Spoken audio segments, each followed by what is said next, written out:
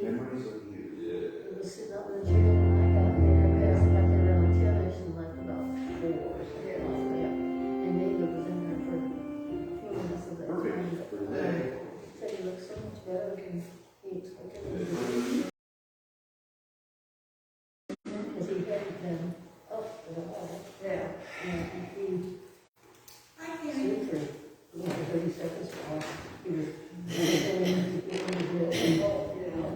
that's more than he's done. Yeah. And I'm 44. It's not just the shore.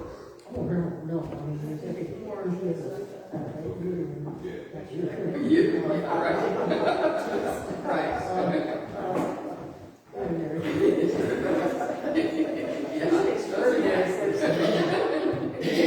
Especially when men get them. That's a rough. Good morning.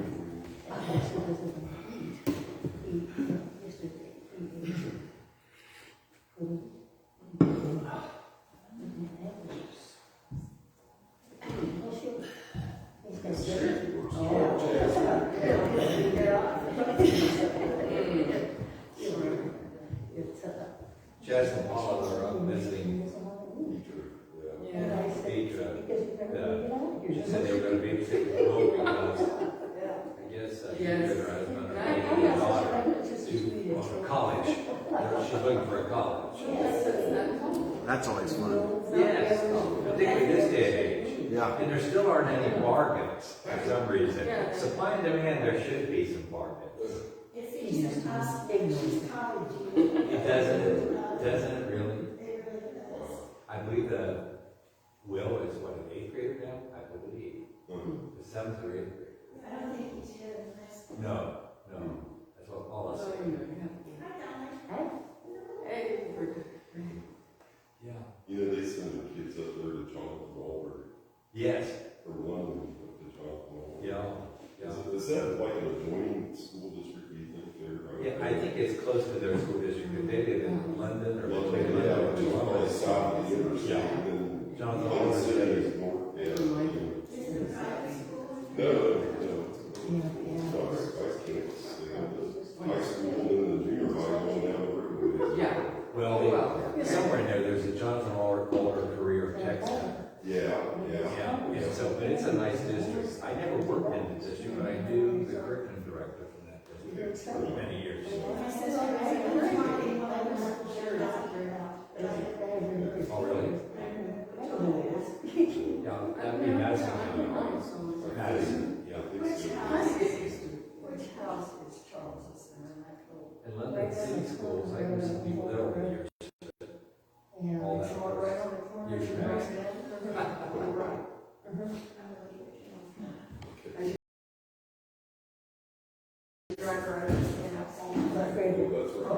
We're doing ball camera today, right?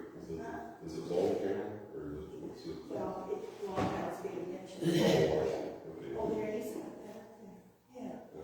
The Union Literary Institute. Can you read it? Yeah. I'll read it when we start. I'll go ahead and read it. I can't see the other side, though. What's I that? can't see the other side. Can't see. Actually, I have another slide from the Clemens homestead, and I totally forgot. That's a 2-sided sign too, and Is it? there's a whole other sign there. And when I was there were so many people around, I couldn't get up to it. I was going to go back this week. We'll do another one because I never made it over to the Levi Coffin House, and that's like integral to what we're talking about. So we'll have a part 2 with Levi Coffin. Yeah. All right, hold it down out there.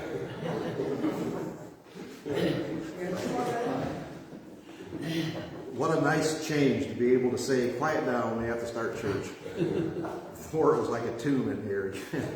You didn't hear anything. Welcome to First Universalist Church of New Madison on this somewhat dreary but truly a fall day. The leaves are starting to change. You get to wear a jacket. So we actually are not opening the doors to let the breeze blow through, so you probably won't hear the grain trucks going by this morning. It'll be a little quieter. Do we have any announcements? we'll be getting information out soon, but we do have what we call union service with El Dorado, and that will be coming up the Sunday before Thanksgiving. Okay, And it might be a little different this year because El Dorado, as our church, a little less in attendance. We may make it a carry-in, but we will give you adequate notice. I just have to work some details out with Derek Farmer. okay. Union service coming up with El Dorado. At El Dorado. At El Dorado. And we'll work out the details, some kind of a carry-in.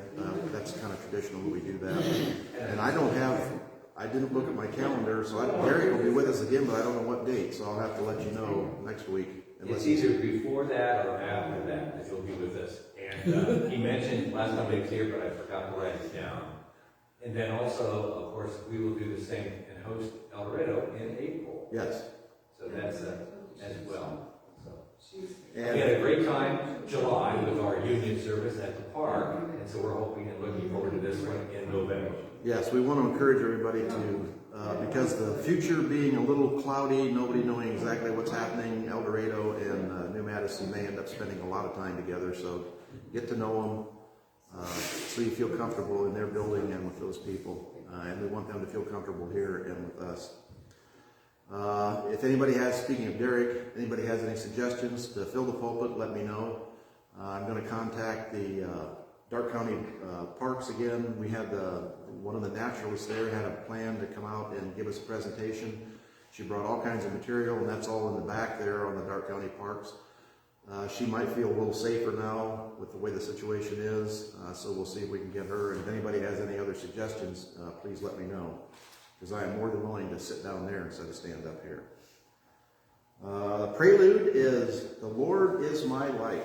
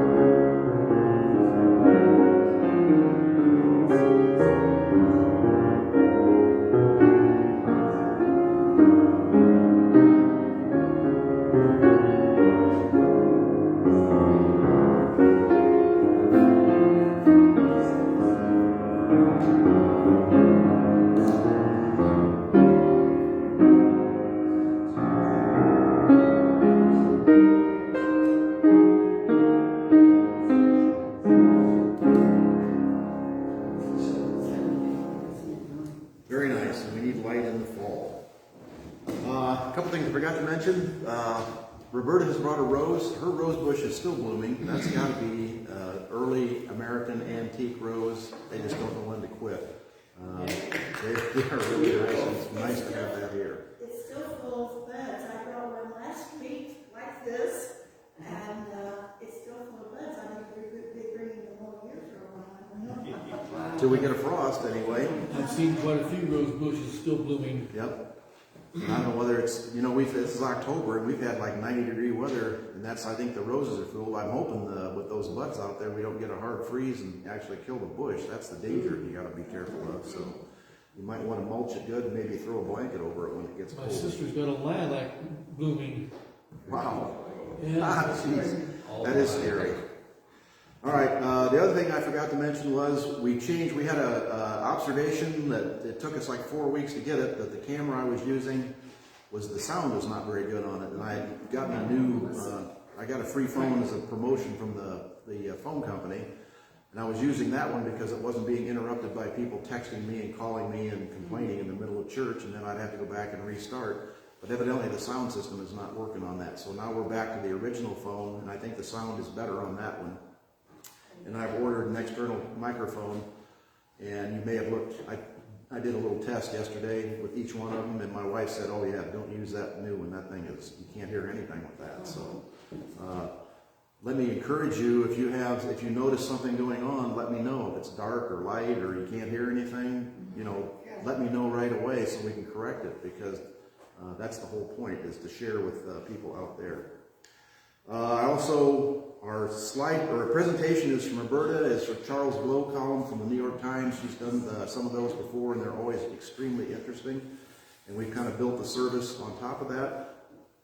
So what we're involved with this Sunday is the early black settlements in Ohio, and I'm talking 1820s, 1830s, 1840s. There's an amazing African-American history in Ohio and Indiana in this area that I was not aware of. And I'm sure all of you are aware of the Levi Coffin House, which I had intended to get to and get some pictures of and include that, and I didn't make it this week. I guess I can throw that in too. I had hip surgery a couple weeks ago. I'm doing much better. I still can't kick a football and I still can't dance, so I'm not where I want to be yet, but at least I don't have the pain that I had before. Now it's just the surgical limitations that are slowing me down. So rehab is encouraging me, and I'm working with them. So we're going to do another of these. It'll be primarily on the Levi Coffin House, and we'll just kind of expand what we're talking about today. Okay, our chalice lighting is another Spark of Hope by Melanie Davis. That didn't stay very long.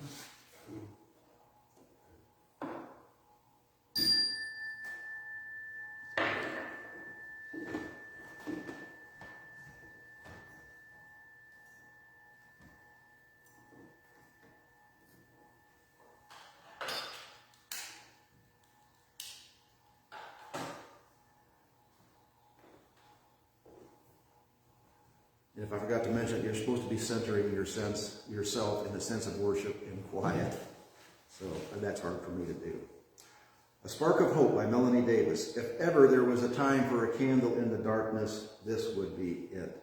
Using a spark of hope, kindle the flame of love, ignite the light of peace, and feed the flame of justice. Our opening hymn is 144. Now is the time approaching.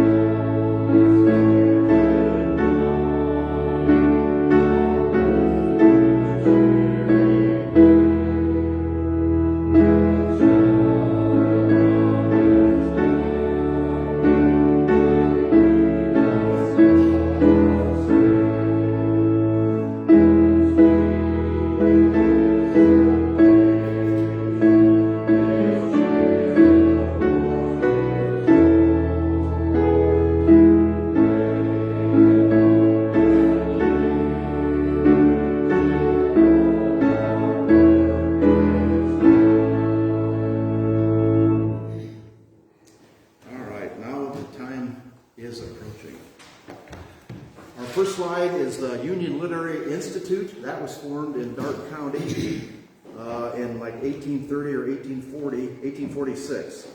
Let me read that because I'm sure you can't from the distance.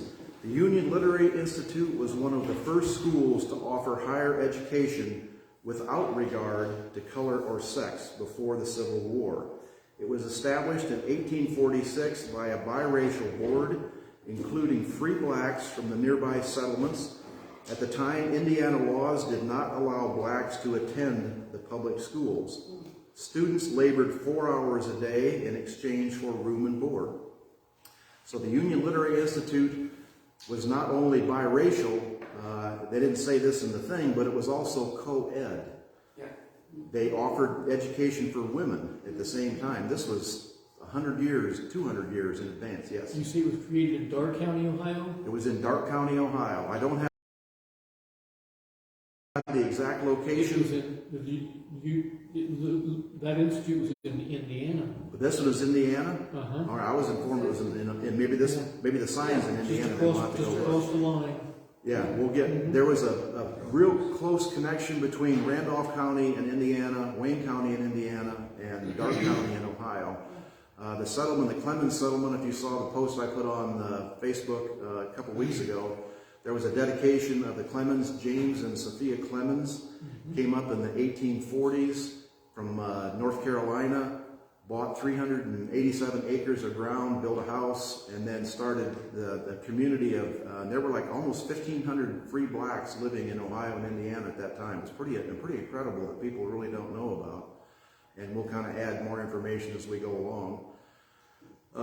But they started this Union Literary Institute. There was a Quaker seminary in Liberty, Indiana, that one of the people we will talk about, Hiram Revel, we'll just throw that in. Hiram Revel was the first black senator from Mississippi in 1870.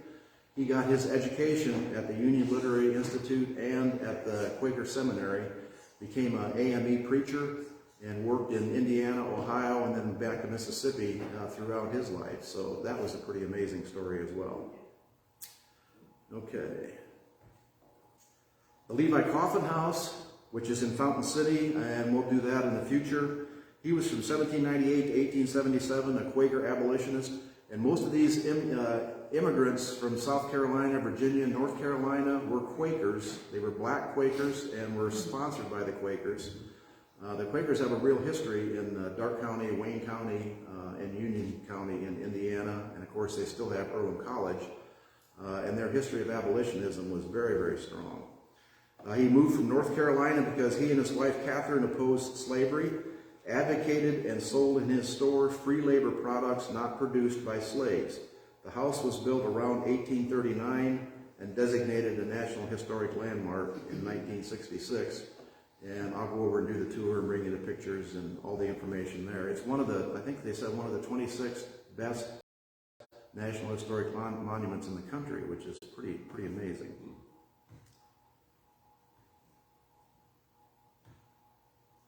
All right, and this is James and Sophia Clemens. That was about 3 or 4 weeks ago. They had the dedication for that, and I'll show you. This is a group of the Clemens descendants who are still there. As you know, in those days, every family had 10 or 11 or 12 or 13 kids, and they all had 10 or 11 or 12 or 13 kids. So there are thousands of Clemens, either daughters related by marriage or sons related by name throughout this area. And of course, they've moved all over the country, but there's still a large number in this area. So that was a pretty interesting indication. And this family and these other black families, they've got cemeteries, and I'll try and tour some of those.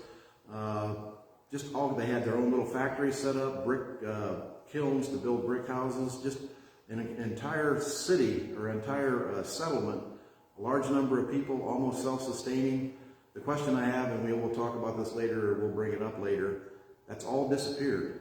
By the early 1900s, they had all moved on, and they lost their land or sold their land, and nobody in none of the historical things I've read, they say that they have disappeared, but nobody said why.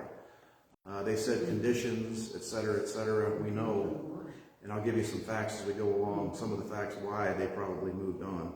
because Ohio today is not much different than Ohio was in the 1800s and the early 1900s, the general population. Let me just throw that out now. Whenever the Indiana Constitution was signed, 1850, 1860, something like that, only 4 counties voted against Article 13 in the Indiana Constitution, which said no Negroes will be allowed to immigrate into the state. Actually, in the Constitution, no Negroes were allowed to come into the state of Indiana, and only 4 counties voted against that out of all the counties in Indiana. One of them was Randolph County, because it was a large population of blacks. So that tells you where we were in the 1850s, the 1950s, and looks like the 2050s. So, okay. Our affirmation, Transfiguring Love by Chip Rausch. Deeper than DNA, more fundamental than molecules or quarks, at our living core, we are wholeness and transfiguring love. We often forget that power, becoming lonely or resentful, comparing ourselves to others, acting out of our fears rather than living out of our glory. Occasionally we rouse from our trance to remember our wholeness. For a time we embody unsentimental love. We make efforts to wake others and to remain fully present ourselves. Our lives and our time here together are made sacred by our striving for the next 30 minutes or 50 minutes, and for the rest of our lives, may we be more aware of the spirit of life evolving through us and among us, so may we be. All right. Our children's story, and I have an affinity for children's story. I don't know why. It's a different way of looking at the world. Some of them are pretty wacky, but still, when you come away at the end, there's a different perspective there. So if anybody has suggestions on children's stories, let me know.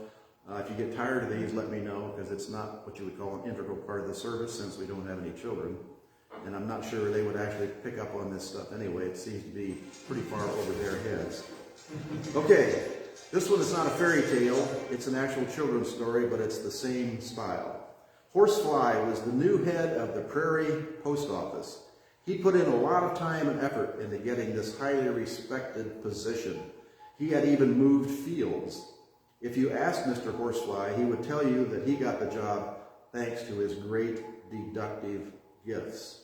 On his first day at work, he opened up the shop, and into the post office came Mr. Beetle, Mrs. Spider, Miss Mantis, and Mr. Grasshopper.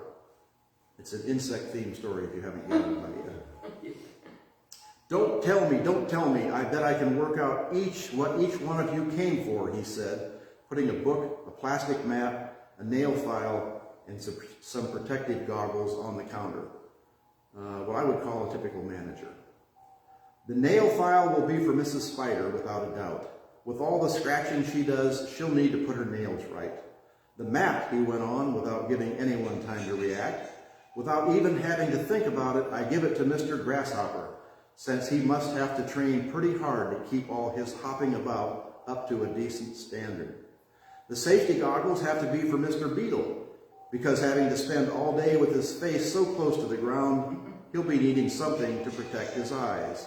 And finally, this big book here has to be a Bible. I'll have to give that to Miss Praying Mantis, whom I would like to ask to include me in her supplications to the Almighty, as you will see. They didn't let him finish. The comment about the mantis, well known on the prairie for having changed her name from Miss Praying Mantis to simply Miss Mantis, was too much for everyone. Obviously a Unitarian mantis, whom I would like to ask who was just too much for everyone, and they burst out laughing. Not much of a detective are you, said Mr. Grasshopper between chuckles. For a start, Mrs. Spider came for the book. She's very quiet and doesn't scratch a soul. The map is for Mr. Beetle, who likes to sunbathe in his swimming pool and does it lying on his back. Miss Mantis will, of course, want the nail file. She's a bit of a flirt, you know, and the protective goggles are for me. I'm not as young as I was and don't see so well. These days, when I'm hopping on the grass, I get the odd black eye. Ah, Mr. Horsefly interrupted, recovering a little from his embarrassment. Then you do, in fact, hop on the grass. Yes, I do, answered the grasshopper. But as you'll see, making your deductions based simply on prejudice leads to more misses than hits. How right he was. Just a few days later, after having met all the insects in person, Mr. Horsefly had a good laugh while telling the story about his deductions made from prejudice without having yet met a soul. And he understood that judging without knowing is a practice for fools. So pay attention to that, kids. All right. Sharing of joys and concerns. Light a candle for the Godsey family. Chaz's brother Jim passed away this past week. Oh, okay, I didn't know that. But we need to put that on. Do we want to do that on the email? We don't really have a prayer chain. Is anybody interested in a prayer chain? That's kind of a traditional church thing. If anybody's interested in setting up a prayer chain to alert people for that, let me know. Or if you just want me to put it on Facebook, just let me know and I'll put the notification on Facebook for anyone who's interested. This obviously has to be things that you want the public to know about if it goes on Facebook, as anybody can see it. Okay. Yes. Just, I think it was actually a couple of weeks back now, but one of the ladies, prominent ladies in our community passed away. Her name was Ruth Hunt, and she was 100 years old. Wow, 100. She was two months shy of 101. Yes. Wow. So very close. It's very well respected lady in town. Or out of town. Healthcare is getting better and better. I had an interesting hospital experience. I was in at 5:30, went into surgery at 7:30, was discharged at 3 o'clock. Oh, wow. Yes, like to get your hip replaced is an outpatient surgery now. Wow. It doesn't have to be, but if you're like me and don't want to spend the night in the hospital, it can be. And being hospitals what they are, I was discharged at 3 o'clock. I didn't get out of the hospital till 8 because they are so short-staffed and so busy that they couldn't get the stuff there, which was a good reason for me. I don't want to disparage Wayne. It's a great place, and I like all the people there. But it took forever to get call lights answered and everything else because they've got so many patients and so few staff to answer the lights and so much responsibilities. I worked there for like 10 or 15 years, and it's much different than when I was there. So, okay, still a good place to go and a good place to leave. Yes. Well, I guess I will mention that my dad passed away Friday evening. Your dad? My gosh, how old was he? A month shy of 91. 91. Hopefully he had a good full life and was ready and accepting what had happened. Yeah, all of that, really. Yes. Yeah, it makes a big difference if it's sudden and unexpected or... No, this was not a sudden. Yeah, I mean, good. I hoped it would be before I arrived Friday, but I got sick once. All right. Still sorry to hear of his passing, and hopefully everything will be accepted and you're being supported as you should be. Oh, yeah. And that's Dave Mutter. Yes. Well, Dane Mutter was my boss for 22 years. An extraordinary naturalist. And he worked for the Park District for many years. And I think he was a deputy director. And For Dark County here? pardon? For Dark County Parks? Well, Metro Park. Metro Parks, okay. okay. In Okay. Montgomery County. Yeah. And I think the world would be a less gentle place without him.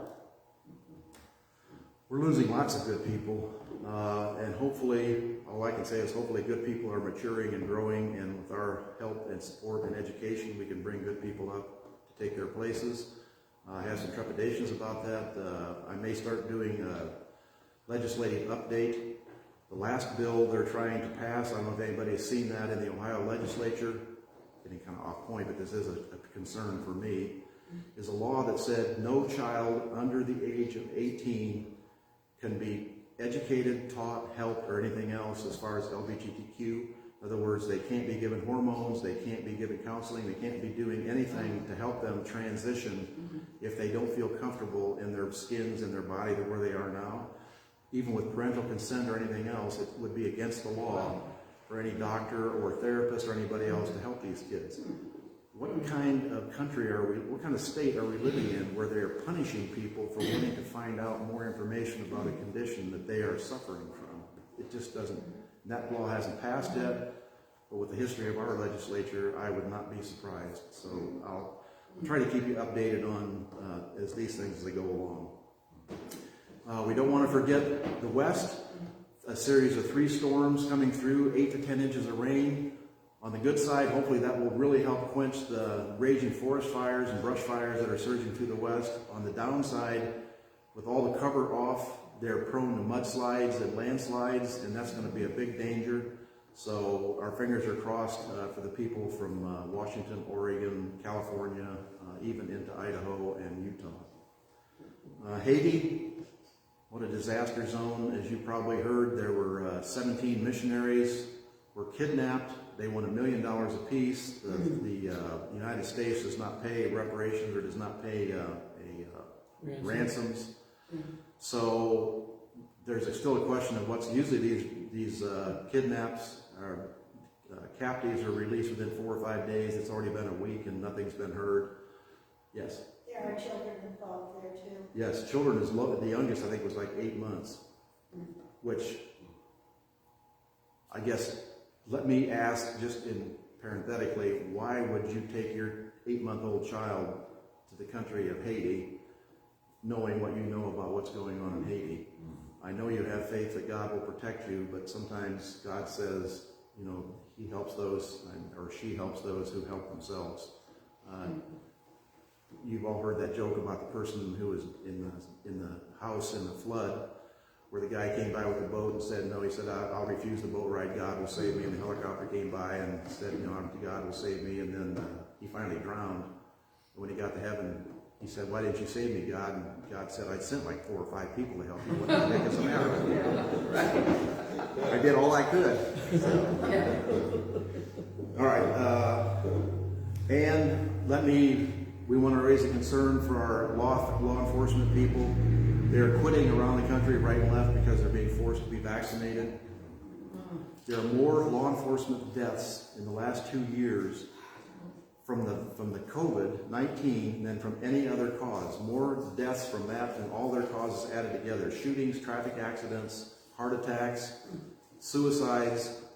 There's more of them dying from the COVID vaccine, which is entirely preventable. 99% of the people who die from the COVID vaccine are unvaccinated. They're not dying from COVID vaccine, they're dying from COVID. They're dying from the virus, I'm sorry, yeah.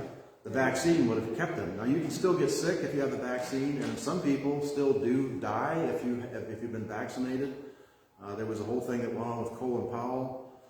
They made a big to-do that he was vaccinated and he still died. It turned out he had cancer, and he had diabetes, and he had some other medical condition that really weakened his immune system. So it's not a guarantee, but 99%, that's a pretty close to the biggest guarantee you can get. The people who are dying are unvaccinated. And once you're in the hospital, you can't ask for the vaccine, it's too late. If you didn't get it before you got sick, getting it afterwards is not going to help you. All right. Any other joys and concerns? Let me put a candle up for the police. I love the police, and I've worked with them for years as an EMT. Yes? I would like to light a candle for my brother-in-law, John Johansson's son, Aaron, who is 50-ish and had a stroke. Oh, I had a And stroke. he's in bad shape. Terrible, yes. Strokes, there's usually a percentage of recovery, but usually you never get 100% back. But if you stick with your therapist and do your rehab, you can come back a long way. That's what they tell me about my hip anyway. So, all right. For those joys and concerns which haven't been mentioned, we want to hold those in our hearts. If you have joys and concerns and you are not attending, please send those to us, and we will put you on our list and mention you if you'd like to be mentioned, or we will just put you on the list. And keep it quiet so your name will not be spread around. But know that we are here to support you in whatever way you need to be supported. All right, our message from Roberta is from the Charles Blow column, and looking forward to that.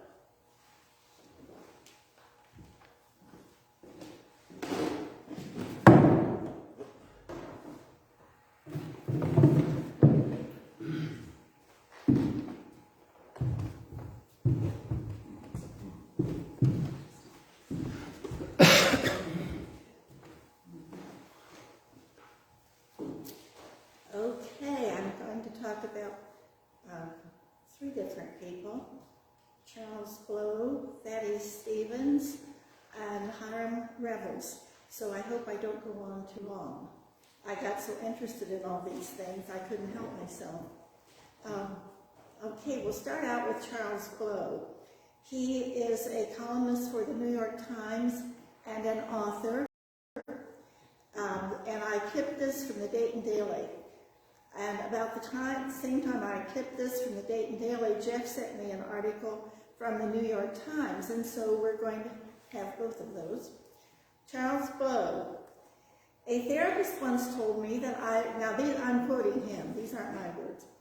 A therapist once told me that I liked to keep my glass filled to the brim, but in so doing there was no space for the extra and unexpected in life. When those things came, as they surely would, I would inevitably feel overwhelmed because my cup would surely overflow. I have tried at times not to keep my cup so full, but if I am not on the edge of too much, I don't feel like myself. I don't feel like I'm living up to my potential and aspirations. And so I have adjusted another way. I have learned to keep my life as even and steady as I can. This is one reason the past few days have felt so otherworldly. On Monday, now remember this title, he has written a book called Fire Shut Up in My Bones. I thought it was Fire Shot Up in My Bones, but no, it's not. It's shut. Fire Shut Up in My Bones. He has written a book. It's a personal book. And now there's an opera composed by Terence Blanchard and based on that memoir of the same name. It premiered at the Met Opera in New York. It was the first opera on that stage by a black composer in the institution's 138-year history. Charles Blow is a black individual too. The build-up was frenetic for the opera. I was interviewed multiple times by reporters, and what the interviewers invariably wanted to know was how I felt about my life being presented on the stage. First, I am thrilled for the achievement of the creative team that translated my prose.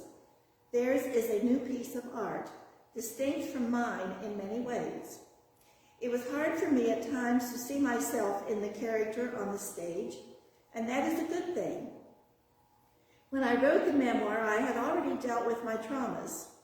For me, the writing was exhumation, digging up something that I had long buried. I didn't write the book to grab a spotlight. The cost is too high for many memoirs, especially mine, to do it simply for selfish reasons. Memoirs often strain families. Some it even tears apart. My own family was not happy when the book was published. My brothers and fathers have never even spoken to me about it. But my mother has, and she has never said the book's title. Instead, she prefers to say, you know, that book you wrote. None of them was at the premiere of the opera based on his book. If you're going to write a book like mine, it has to be about much more than yourself. I settled on a purpose while writing the book. I had suffered from childhood sexual abuse and the questioning and shame in its wake. Because I hadn't had the language, skills, and courage to better navigate what I had experienced. Now I had all three, chiefly the language, and I am using it. I would give language to all the others who had suffered as I had. I would show them what it looked like to survive the pain, betrayal, and isolation and come out on the other side. At the dinner after the opera, a woman approached me, eyes wet with tears, and told me in a hushed tone, "Our upbringings are different, but I went through what you went through, and your words and your story gave me the words and the courage to share it with my mother recently." The woman who approached me said she had held onto her secret for 30 years. These revelations to me have come more times than I could count since my book was published. So if the question remains how I feel about my life being on the stage of the Met, I guess the answer must be that it feels like an opportunity to reach and help more people And that is what for me is the most rewarding and fulfilling. Again, that is by Charles Blow. He has also written a piece about Thaddeus Stevens. And son Jeff had sent me that piece out of the New York Times, and a note from Jeff. Thaddeus Stevens lived in a log cabin in Gettysburg, Pennsylvania. It still stands. And his common law wife was a mulatto widow who was very well accepted. Millions of people are, now this is again Charles Blow. Millions of people are in the country through no fault of their own. Many are brought here against their will, many as children. They are in America, but not citizens of America. Some people want to send them back to where they came. Others want to make them Americans. That was the situation for many black people in this country in the wake of the Civil War, when they had been freed and slavery outlawed, but they were not truly citizens. Black people were the United States' original dreamers. For 3 years, the dilemma lingered until Louisiana, along with South Carolina, voted to ratify the 14th Amendment on July 9, 1868, 153 years ago. Among other things, the 14th Amendment stated forthrightly, all persons born or naturalized in the United States and subject to the jurisdiction thereof are citizens of the United States and of the state wherein they reside.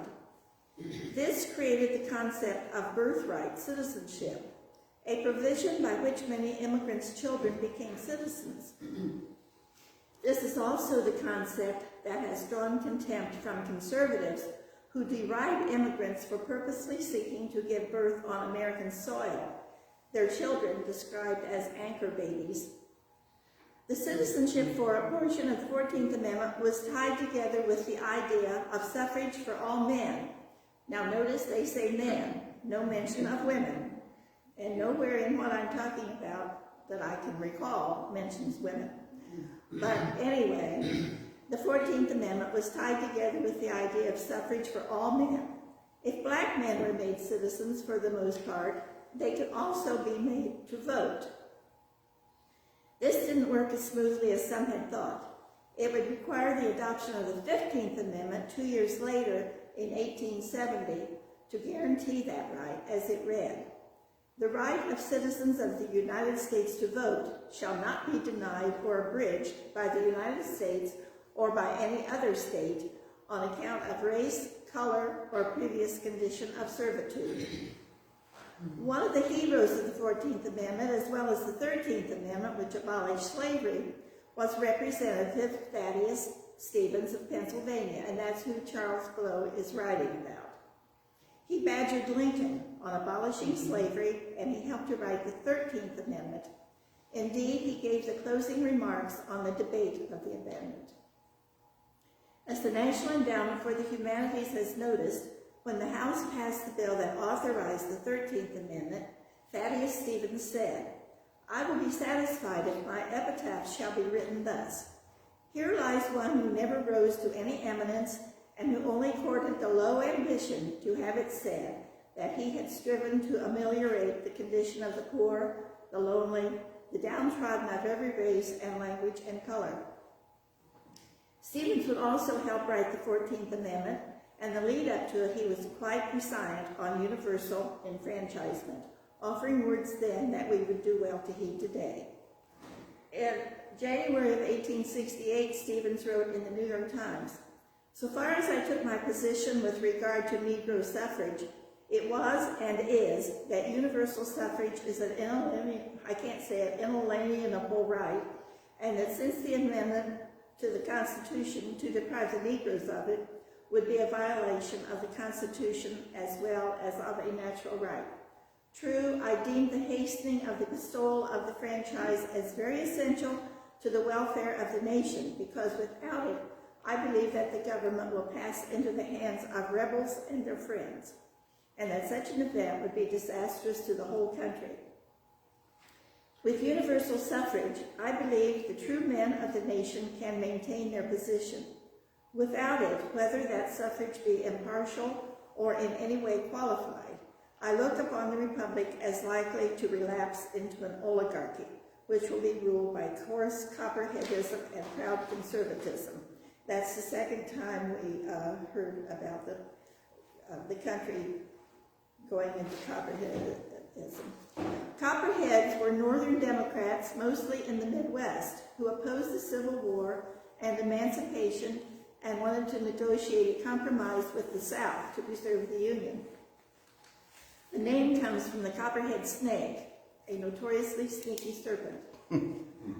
But the 14th Amendment would go on to be passed and ratified, and it signified the birth of black citizenship. The day is such an important marker of citizenship that when the first black senator, Hiram Revels of Mississippi, arrived in Washington to be seated in 1870, his being seated was objected to by conservative congressmen, some arguing that he had only been a citizen since the ratification of the 14th Amendment 2 years earlier, and he thus didn't meet the citizenship requirements for a senator.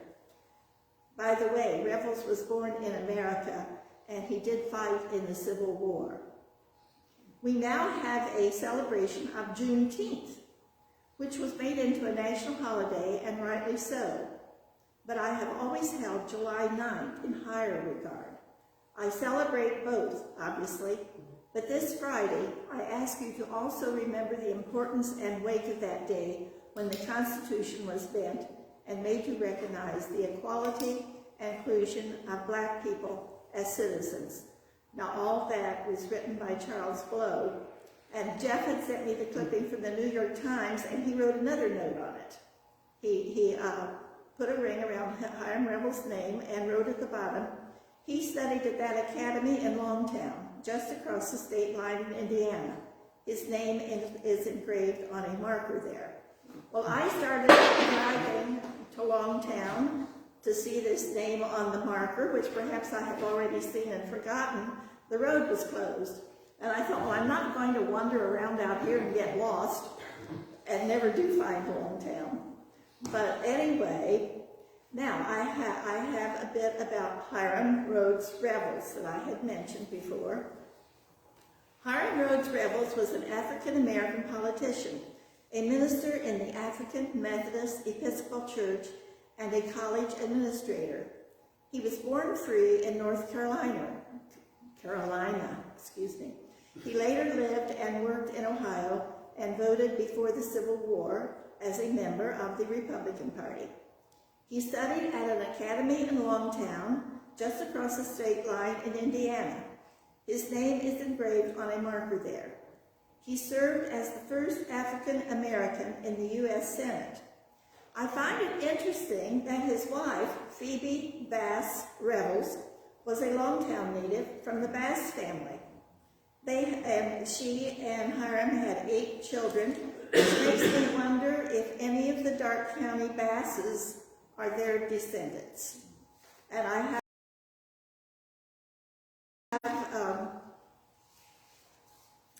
have a printed piece about Hiram Rhodes Revels. If any of you want it, it's more complicated than what I just said about him.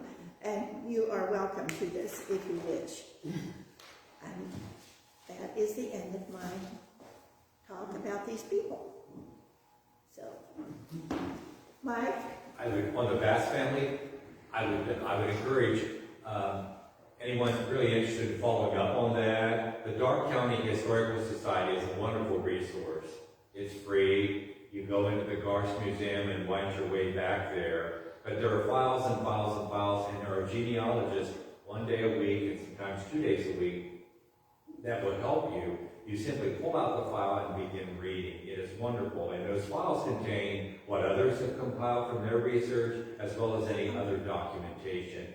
And so there are lots of file cabinets, and there are lots of families in there, and perhaps the Bass family would also be in there. I bet they would be. And tell me again where the files are, Mike. They're in the Garst Museum. The Garst Museum. And the people at the door at Garst will direct you back there. I don't think it requires an admission price to see the museum itself. But it's very well staffed, very well supplied, and most interesting in doing research. research for most any family. When you drive out to Longtown, there's not much out there anymore. No. And I didn't make it to see the marker this time because the road was closed. But Well, I have a question on the marker. I wasn't sure, and I've not heard the recent lectures, but that it says on the plaque, Long, Ohio. Yeah. Of course, we refer to it as Longtown. Can Yes. someone clarify that for me? I think it was originally Long, and it just got the name of Longtown. Just derived I over the think so. years? I think so, yeah. And there might Originally be, it was Long, Ohio. there might be more than one, because I think Longtown, people keep referring to it as an Indiana establishment, whereas Long, Ohio is in Ohio. So there might be two of them. I'm going to spend more time out there. When I was at the dedication for the Clemens household, they were going to the Alexander Cemetery, which was another prominent settler who bought multiple acres in Indiana. And then actually a lot of times they founded their own cemeteries, and that's what it was named. There were a lot of plaques and names on stones there, but I didn't have time to stay and follow through. So when we do the additional thing on the Levi Coffin House, we'll do a little more information, a little more investigation into Longtown and the Alexander Cemetery. And if anybody else is poking around out there and wants to take some pictures, get me the pictures and we'll include them. that big house is on Stingley Road, isn't it? Yes, Stingley Yes, Road. Stingley. I've got some pictures. I'll show you the pictures of the Clemens house. And in terms of the actual Fountain City, Indiana, where the house is, the historic house, Yes. that they have built a brand new, relatively new, the last few years, museum behind the house. Yes. And so I know that the house tours are sometimes a bit restricted in hours and seasons of the year, or they used to be, but the museum is open more frequently. I think it was endowed through contributions in the Indiana Historical Society, but it's quite a place. The museum, the house and the museum are closed Mondays and Tuesdays. They're open Wednesday, Thursday, Friday, and Saturdays, I think. You have to call ahead. Well, they recommend that you call ahead to get a reservation for a tour. Right. If you're a member, which I looked at, it's $140 to get a membership, which is pretty substantial. But you can get an actual personally guided tour if you're a member. So we may end up, my wife is pretty interested in that stuff too, so we might end up doing that if we get a personal tour. Well, the museum is very nice and very well curated. Yes, and they've got lots of pictures on their Facebook page, but they're the secured pictures, which I couldn't copy and paste into a thing, so I would have brought pictures of those, but I couldn't copy them, so the only way I found to do that is take a picture with my phone and my computer screen, which is kind of a goofy way to do it, so. If you make the trip, Fountain Acres is there, which Yes. is a very well supplied store and a wonderful place to visit and shop. Yes, Fountain Acres. if you want to buy outdoor furniture or a storage barn. Or plants, or all kinds of foods, particularly cheeses and meats, that place is there. Yeah, Yes. yeah, Fountain Acres. It's called Fountain Acres, though. It's an Amish or kind of nice Amish store.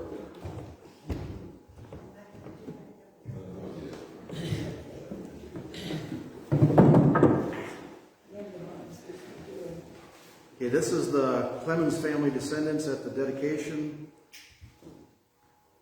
This is the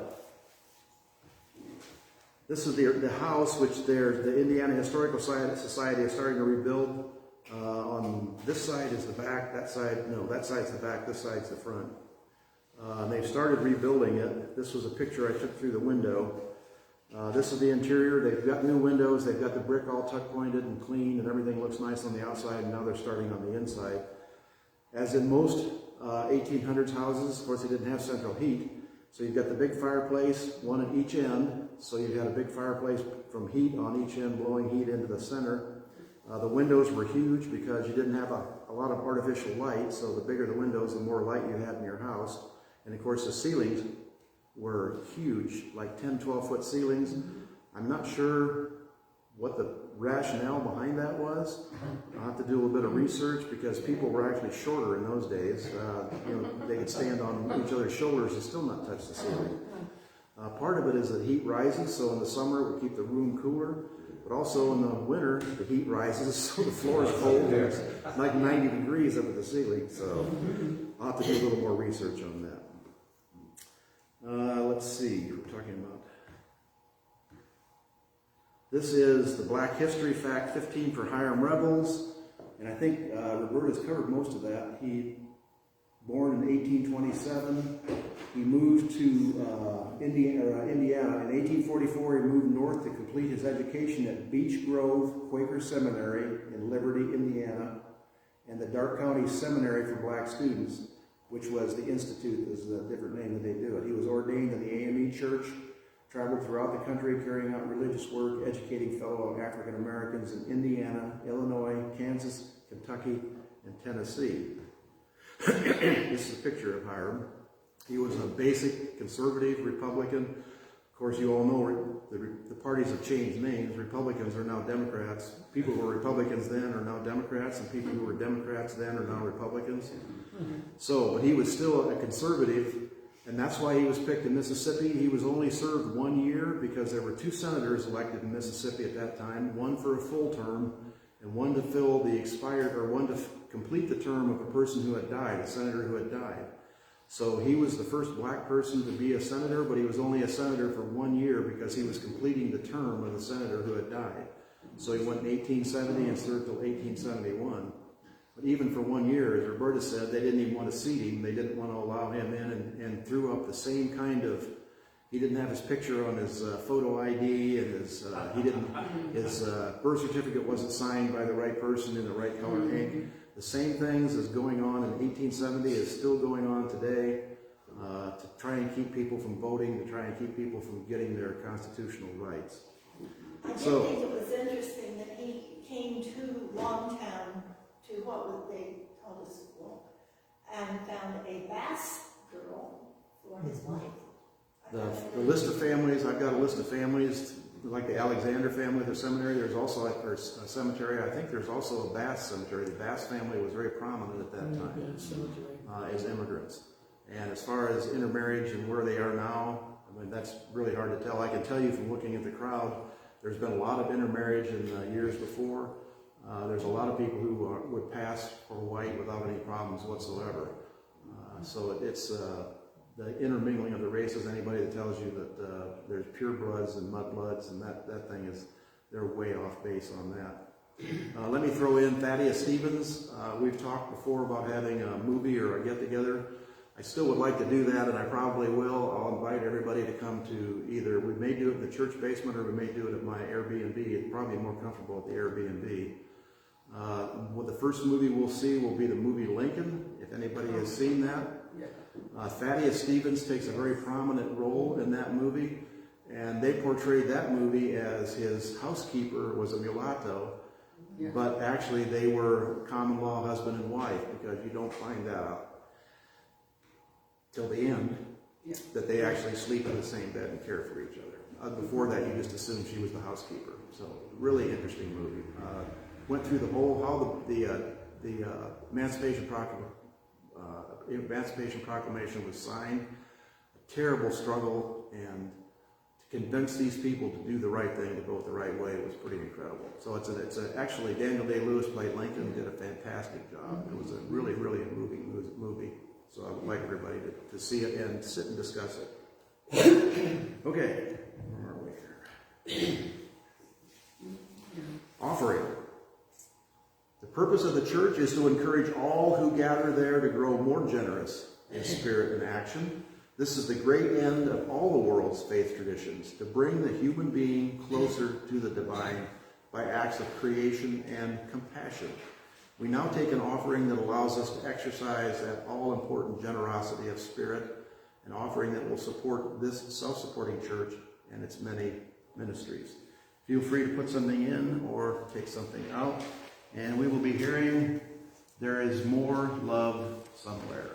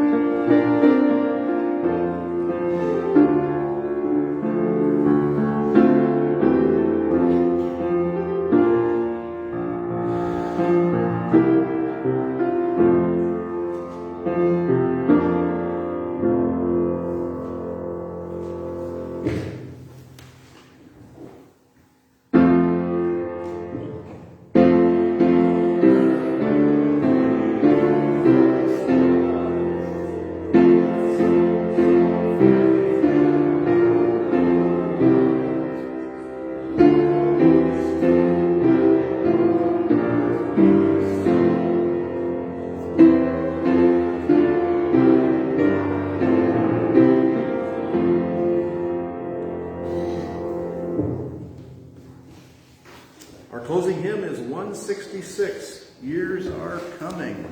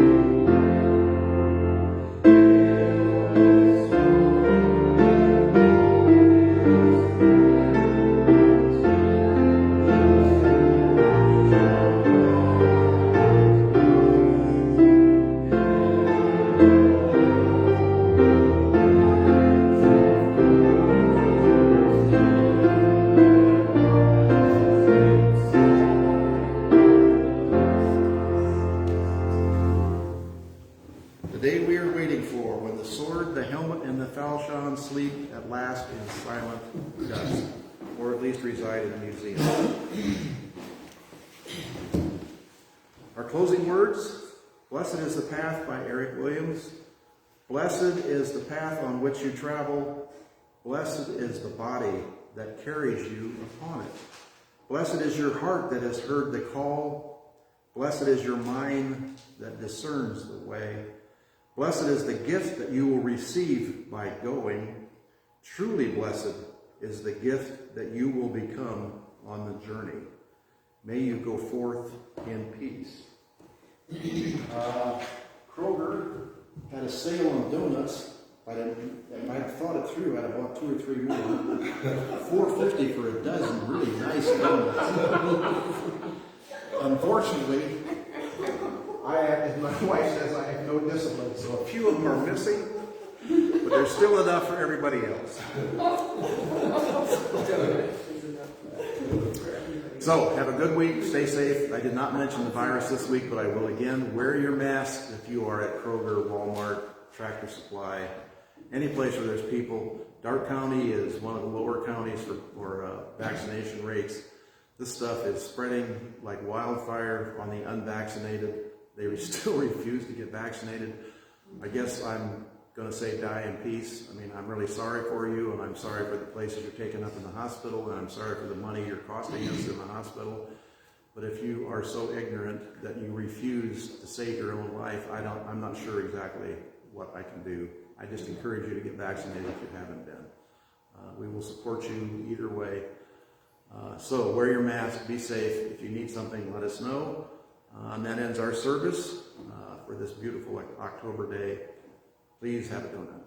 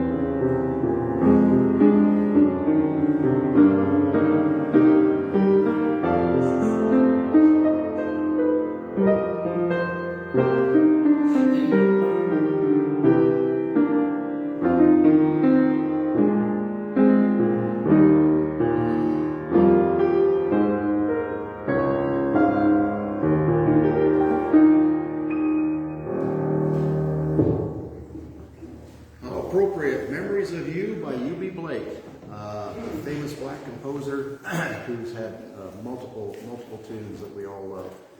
Our final slide is Half Dome at Yosemite in the fall. Always want to end on a positive note. Sometimes what we cover here is not so positive, and I apologize for that, but reality is very important as we try and teach some of our less educated brethren. But we can still end on a good note, so that concludes our service. Thank you, thank you. Yeah. Thanks for coming. And please, everybody eat a donut, because if you don't, I will.